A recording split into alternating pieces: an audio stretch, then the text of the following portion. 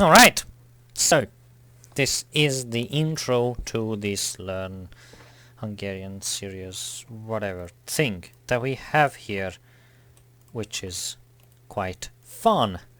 Anyone who says it's not fun is probably not having fun.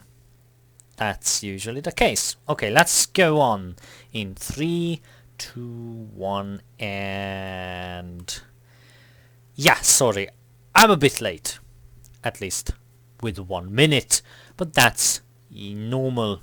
Hopefully the computer will be alright. Last time it crashed again, which is not very much news to you, but it is news to me, because I have no idea why. Regardless, welcome everyone. I'm gonna write this down. In Hungarian, of course, as you can see, if you take a tiny bit of attention. Here it says hello everyone. I know. Hello and welcome to the show. So if you're watching this as a video, probably you are quite bored because it's been going on for 20 million years and I haven't said anything interesting. But again, this is a streaming video, so you know. But yeah, let's start with a conversation. I can tell you that Köszönöm, jól vagyok. That would be something that I'd say. And then let me write down the previous question. This one, because it is fun to ask questions. Now, how one would respond to this atrocious question? Like, you know, how are you? Probably, if you're not a Hungarian, you'd say, I'm quite alright, thanks. If you're a Hungarian, I'm obligated to tell you all about my weird illnesses and how tired I am and I work too much and stuff like that. Even if I don't do all those things. You know, I mean, this is the negative side of things. People do say that Hungarians are a bit gloomy. And it's not because it rains. We don't have the weather of the United Kingdom or the British Isles. But yeah, and so, I mean, obviously I didn't ask any questions in this hypothetical conversation. So what could I do? I don't know. I mean, how could you respond to that? Not much. I mean, probably you need to ask something if you want to keep the conversation going. Or you say something like, az jó, én fáradt vagyok. Yeah. Because it's a, I mean, if you think about it, if we accept this as a premise that the Hungarian language spoken by the Hungarian people is kind of gloomy, kind of like you know, pessimistic a bit, then obviously I cannot respond with something enthusiastic like, oh, I have bought 2 castles last week. Because first of all, it's not true. I mean, you know, I think I've mentioned that wages in Hungary or salaries are not that high. And people who say that yes, but also prices are low, that is true, but not that low. But I think Hungary, despite all the things, could still win because we have lots of free stuff. But as always, we always lose to the countries that are north, like Sweden and Norway, and often even to Finland, because they do the same stuff that is regarded as like horrible socialism, and they do it better, so because it's nicer. Although it's colder there. It's cold, it's quite cold here actually. I mean, if I take a look at the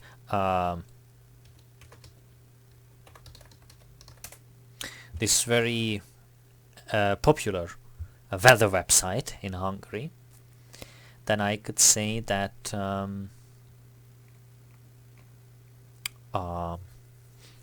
let's see.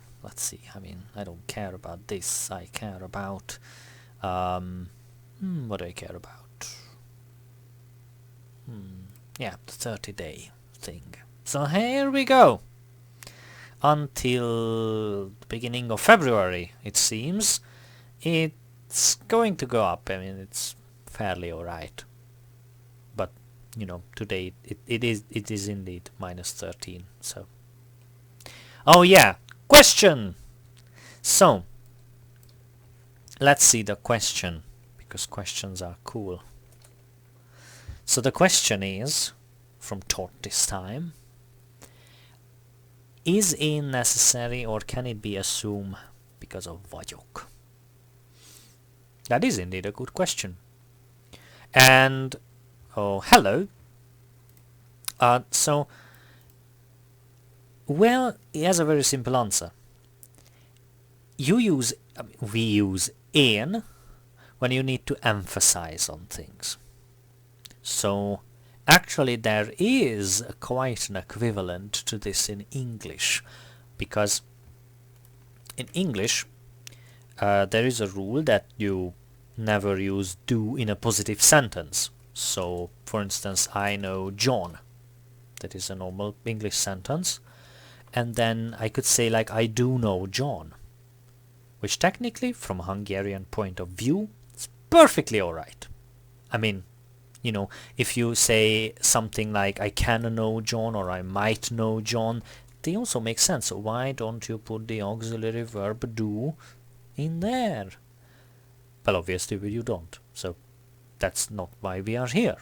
The reason we are here is because it's the same emphasis. So if I say én vagyok, that doesn't just mean, you know, I am, I exist. But like, you know, I exist as like, why do you question my existence? It's the same thing, like, why do you question my knowledge about John when in fact I do know John? So, something like that. It's basically the rule is that you use in to emphasize, just like you use do in English. Fancy! I hope that answers the question.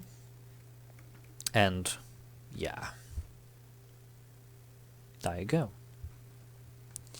And also I have, okay, look, I'm beginning such an insanely, brilliantly user person on YouTube, because I discovered that in YouTube there is this thing where I can see all the comments. I don't even have to go through all the videos.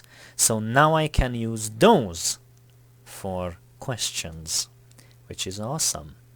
So in this case, somebody wrote this, which is crazy. It's a lot of Hungarian, and it's mostly correct. And then I will just delete whatever. I mean, obviously this is an English person, because if you're a Hungarian, you're never supposed to write stuff like, wow, this is a really good video, I enjoyed most of it. My only question is that, could you please be do something else? You know, this is the normal way. Hungarians, of course they don't do that. Why would we? It's not the Hungarian way. The Hungarian way is that we assume that you know that you're okay. So here are all the things that you did wrong. So something like that, which is quite fun. But let's remove all the light-hearted, fun stuff. Okay, probably the person is not watching, because I'm horrible with advertising and I don't know how to kind of like make people realize that I do these streamings. But anyways, I have an answer, and hopefully it will be in the video. So it says that I only show things for a very short period of time in the video, letters and words, and well, yeah, probably that's very much true, because that was like 4 years ago, and as I usually tell people, it's the sad story that the reason I created these Hungarian videos is because I was bored and wanted to do something creative, and look where I'm sitting now. So it turned out quite strange, actually. But the thing is that I did not pay attention to most of those little things. So what we actually did is, if you go to my website, which now I am advertising apparently, and then you look at the latest blog posts or articles or whatever you want to call them, are the things that probably, I mean, this person has a problem with, because it does provide extra stuff for the videos. So that's cool. It has all the text. It's sort of like, well, it's sort of like reverse engineered from the video. So yeah, that is the thing. But let's analyze the text, because that's what I was getting at. So seemingly, oh wow, thank you. Wow, that's so I guess I can expect whole Sweden to watch me now, because everybody wants to learn Hungarian. I mean, this is not, I guess this is kind of a specific channel with, but hey, like anybody could learn. It's something besides English. I mean, maybe because of this, 100 years from now, everybody will hate their school because they must learn Hungarian, because somehow it became the international language. Probably it's not going to happen, but it's something. So anyways, now let's be serious for a bit, and thank you for all the sharing. Let's divide this into stuff. You know what? You know the way you eat? You're not going to shove a huge pile of meat into your mouth. First, you cut it into tiny pieces. That's what you do. With languages, of course. And probably this is the first time that we do this. Here, usually I do that with people, like on a one-on-one session, which is nice because people can ask questions. And this stream, however fantastic and brilliant it is, there is a certain delay to it. So if you ask me questions, just expect me to answer in this sort of delayed way. Probably it's like 5 to 10 seconds. So I'm going quite slow, and if you have got any questions, just, ask me and I'll go back. But let's divide everything into manageable pieces. Obviously, commas, if it's not about a list of words, probably they are the dividers. Because much like in English we use commas, but we go one step further and we use commas all the time. So for instance, between sentences you have to use a comma. Even when you connect with two sentences with, I don't know, with but, for instance, or however, or something, except and. So before the word és in Hungarian, which is, let me just write it down for you. So és here, there is no comma before it, but everywhere else there is. So this is something. Right, now let's move on. Here they should have put a comma. I know this because I'm Hungarian. You're very lucky. because I'm Hungarian and know the stuff. English. Oh, yeah. Just a quick stuff here. Yeah. Oh, nowadays they start around the age of, I don't know, 3rd grade, which is like 8, 9, I think. I remember when I started, I think I started in 3rd grade or 2nd grade, but back then, officially everything started in 5th grade. And now I think it's lowered. But the problem is that English is, nowadays we have professional English teachers.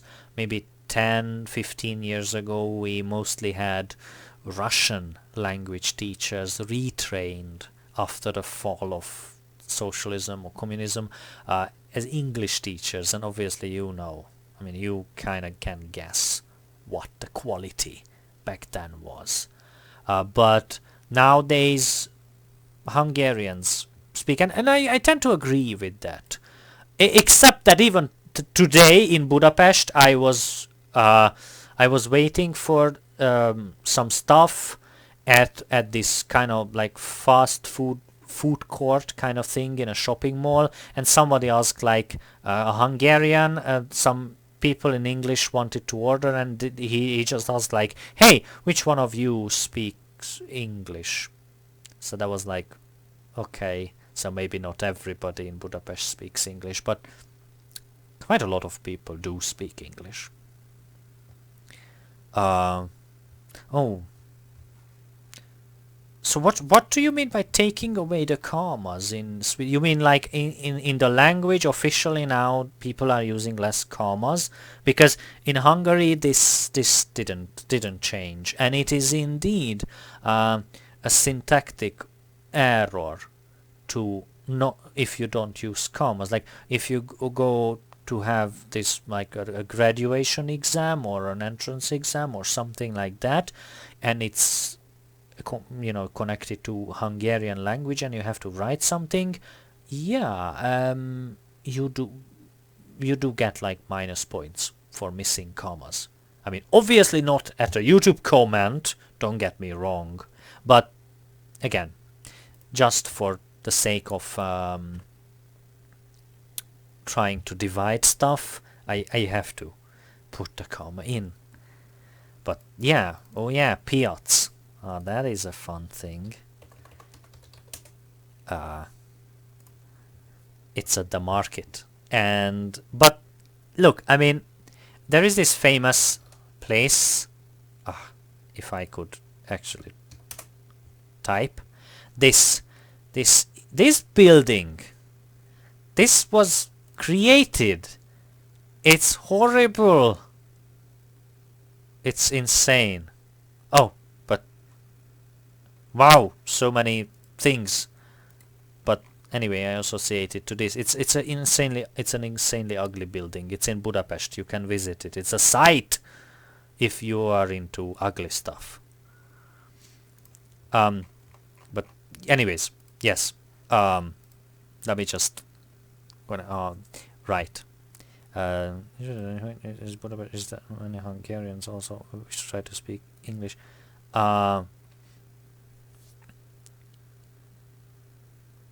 Yeah, it's the problem is, I think it comes down to that if someone speaks it's kind of like with me and German. My German consists of a couple of words, and I can make some sentences. I will not demonstrate it right now because it's horrible, but let's assume that I can speak some. Everybody speaks English to me because I can speak English, they can speak English. It's probably everybody's German is better than my German. So, or I know everybody's English is better than my German. So okay. Anyways, right. Let's translate the text. Okay, so here we go. That's the first sentence. Now we can create our translation. So, probably everybody recognizes one. So that it's most of the time is something like there is, there are. And then egyetlen, it just means one. It's the fancy way of saying it, the one and only. But they could have said egy. It's the same. So there we go. It was easy as pie. Obviously, often translation is much more abstract. So we will not end up with such a simple translation that is absolutely the equivalent, like the literal translation of the text above. But lots of times we can get lucky. So, oh, the ugly building. It's literally Lehel Piac. That's the name. And just to make it absolutely clear,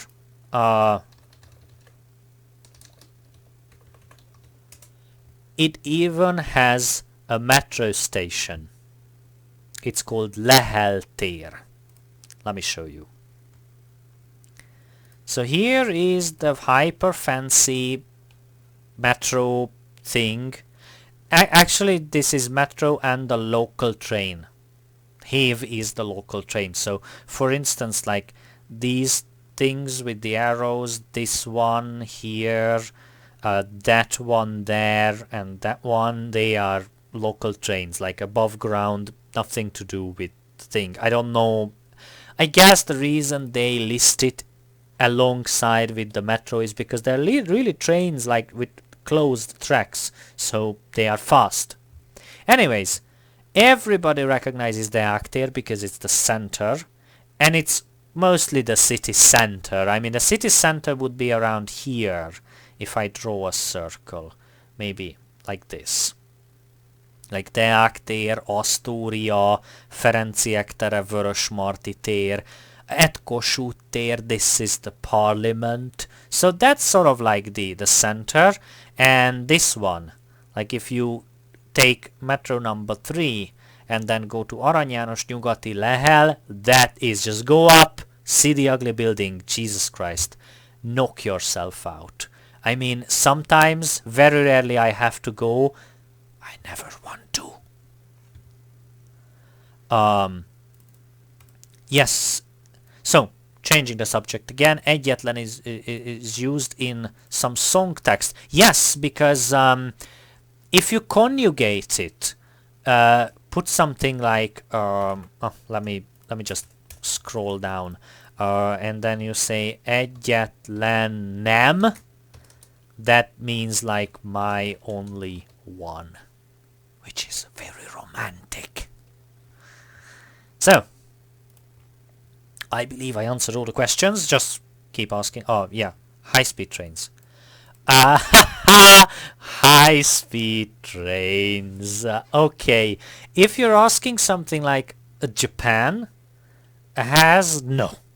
Or the TGV in France, no. Or the ICE or whatever in Germany, no. We have like intercity express trains, like something no, actually they look like this. So it's just like these are like, no, okay, so this is the German one. That's fine. This is something that is I guess this is now here in Hungary, but mostly it's something like this. It's just the name, and then they have very few stops. So they are super extra fast trains. But not fast as because the okay, Magyarország vasúthálózata. That is a mouthful.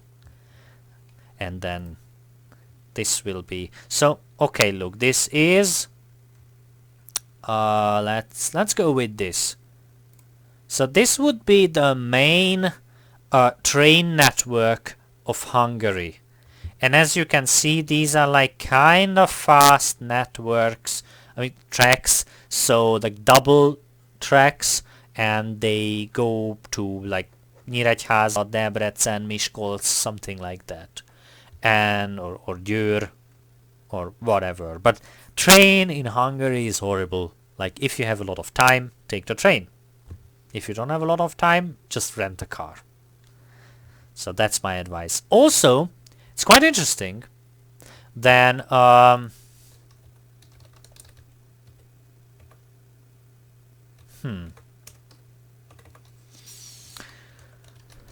not sure that this is going to no. I'm not sure this is going to. Yeah, I guess yes. I guess it is going to work. I think no.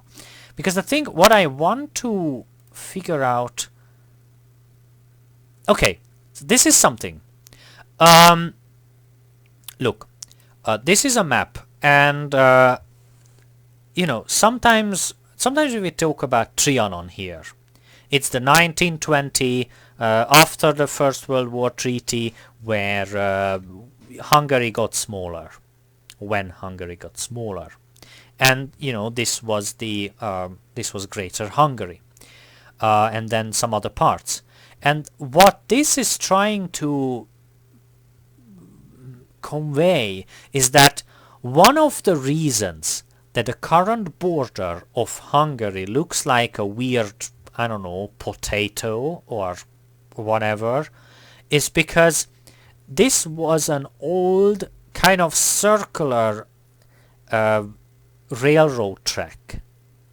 And so basically what happened was that we had Budapest here and some other cities, and we had a proper network. So if you wanted to go from Szeged, which is around here, to Nyíregyháza, then you could take this track and you didn't have to go through Budapest and do the long stuff. And so obviously it was very useful, and part of the treaty, as I remember, which I have not researched extensively, so feel free to correct me, but this this thing is basically outside of Budapest now, of Hungary now. So this is how, especially in that old kind of industrialized era, wanted to cripple the economy, so Hungary wouldn't get that strong again. What they did not realize is that Hungarians are lazy as hell. So it was enough for us to put us to sleep for about what, the last 100 years, because I don't know, we gave up. I certainly haven't. It doesn't mean that I need the territories back, but still, I mean, we could get strong. But, you know, whatever. It's not my place to judge this whole thing, but it does. So that kind of, I answered the train stuff, which was originally 5 hours ago. It was about this whole train, fast train thingy. So don't take the train, don't take the bus. It's not even like a budget kind of level traveling, because it is expensive. Not as expensive. It depends. Look, if you are 2 people or 3 or 4, car is definitely way better with the GPS, because for one person from Budapest to Nyíregyháza it's about 7,000 forints, which would be like 22 euros. For 2 people it's 44 euros. For 4 people it's 88 euros. And for that price you could get a car, and the fuel is kind of like paid with that. So It's fine. Anyways, let's leave it that. Let's leave this here. So we translated this like okay. So Omi is what all the time, and what English doesn't do actually is this. Me is what in English, used in questions. Omi, also what in English, but used in positive sentences. And you can quote me on the potato thing and that Hungarians are lazy. I'm not sure I should be able to like take the blame for everything else, because this is something that I just like read some time ago. But yeah, definitely but potato. Yeah, so let's see. Nehezit is something that like makes it harder. It's a whole expression in English. Neki, for them, or you know, towards that person. And megertest, to understand. Actually this means understanding, but in English I can't translate that because English is all about verbs. So yeah, it's yeah, look, I mean, I can look into this later, to be honest, but it's something that I discussed with somebody at some point, and I did read about it, and then it goes around this whole thing. So obviously it's not the only reason, but it certainly influenced the border. So, oh hey Fernando. Oh yeah. Well, look, I mean, since we are talking about Trianon, maybe after a couple of episodes I can just like change the channel into the Trianon channel. But it's certainly something that people talk about. So instead of translating sentences just to be a little bit passive aggressive, let's go into the Trianon stuff. So basically, yeah, lots of people left the country because if you think about it,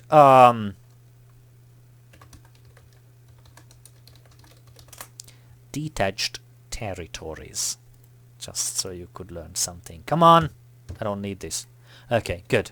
So here, this whole thing, this is what happened. Is this big enough? Certainly not. Is this big enough? Certainly not either. Why? Where are the old things? Oh yeah, that's kind of funny actually. Like after 1920, Germany, people often quote, I mean, look, if you put that into perspective, sure, yeah, I mean, it's true. But again, because Hungary was kind of a union of different countries, and I think I explained it before that this territory was kind of autonomous, this territory was also, this part was kind of like that, so it's not that horrible, but if you put that into numbers, then yeah, sure, you can make it sort of like from a marketing point of view, you could make it look like horrible, because Germany with the 13%, and we did lose 72%. But look, I mean, you have to realize that this part was and this part, like, think about it, this one, this part a little bit, and that one, that's like half of the territories lost, and those parts were kind of autonomous territories. So it's not like we lost millions and billions of Hungarians. We lost Hungarians, and we lost a bunch of other people that belonged to Hungary because they were conquered. But let's, this is big enough. So, but okay, look, let's all right, okay, I will not remove anything. Cool. So I will put this, actually I will put this just saying into the description of the video. So that's perfectly fine. You will find it. And then actually maybe I will be quite devious enough to actually give you this as homework. Oh yeah. You're giving me ideas. Just keep talking. Just give me all the ideas. Anyways, so right. Now look, the thing with the Hungary and with the territories. So as you can see, these territories had a lot of Hungarians. I mean, half the population did go to other countries. So from about what, like, let's see, here I guess it's like almost 1 million here, 1 million there, 3 million here, almost 3 million there. So as you can see, it's like almost 10 million people.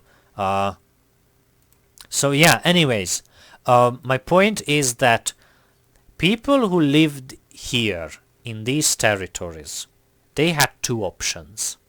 One, go back to Hungary, I mean move here into the Hungarian territory, or stay there and be part of the new country. Which meant that, imagine if you are like 30 years old or something, then you have to learn a new language.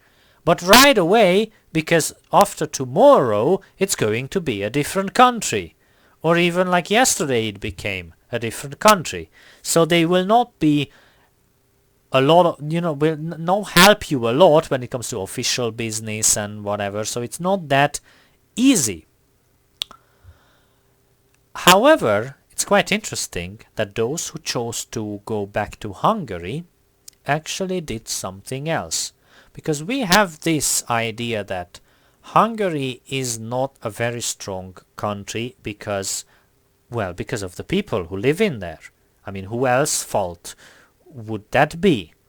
Sure, I mean, if you said that like first you take away half of the country and kill the other half and whatever, and you do all sorts of horrible things to Hungarians, and we end up with 5 Hungarians, then sure, I understand.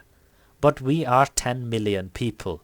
It's like 10 million, which can do stuff if you work together. And the reason I know this is because my grandparents and everybody else's grandparents built the country after 1945.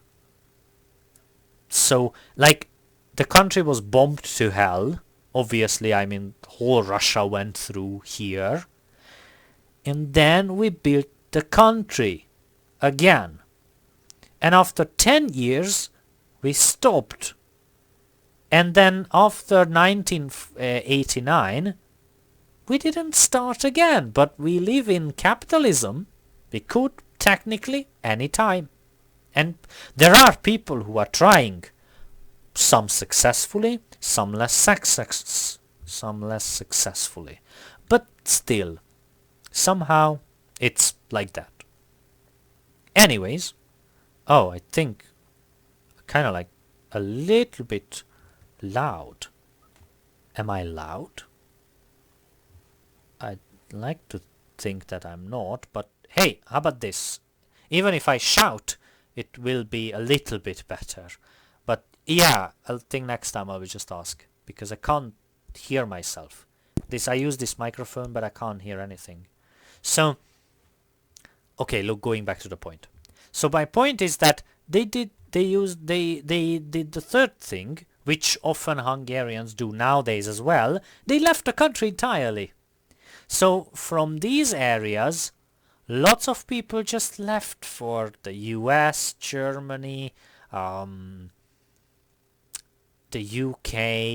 I mean, we usually joke about that London is the second biggest Hungarian city, because London, the community in London, Hungarian community, is bigger than some of our biggest cities.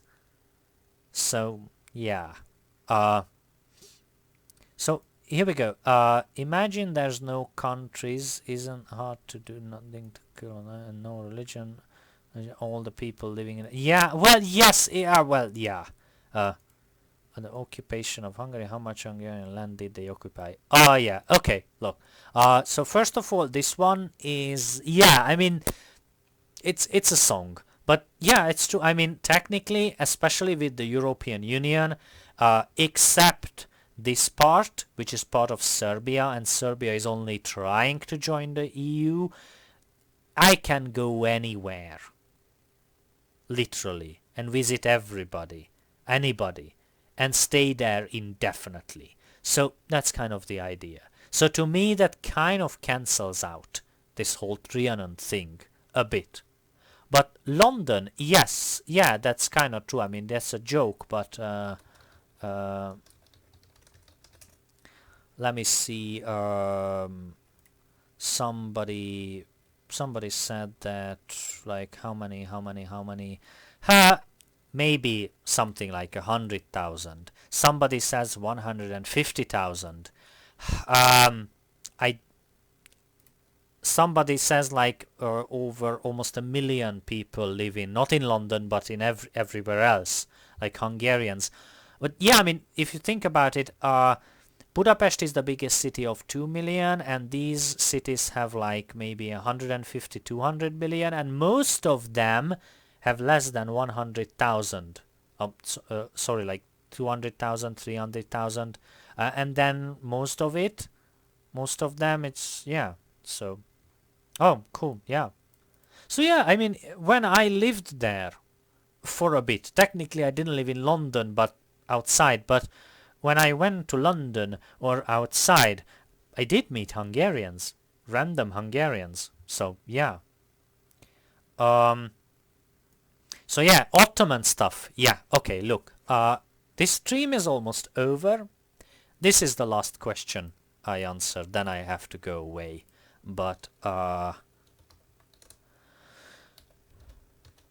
so when they were here, okay, here we go. So this is what went there. This was Hungary. This was again the almost a separate country, as always, by the way, like Transylvania, Erdély was almost like a separate country all the time. And this was Hungary, and there you go, there you find the empire. And there they say that they did occupy the territory. They did erected a lot of baths and lots of stuff, but everybody was kind of happy, because if you think about it, if you're an average person, you're not going to, you're not going to care who lives, like who rules you politically. So it was kind of like a peacefulish thing. Yeah, that's what I know about it. But later on, we can go into details there. For now, this is what you have to live with. And I'll attach it to the thing. And sorry I have to go. Thank you for all the questions. These streamings are getting way better. This is getting out of hand. But I'm really happy about it, actually. So keep up the good work. Awesome. And keep asking the questions and just like talk to each other and stuff, as I can see. So yeah. All right. Thank you again. And see you next Wednesday. There you go. Where is the thing? Oh yeah. And I actually put there all the links, like YouTube and Facebook and my own website, because it's fun. And yeah. So thank you again, and see you later.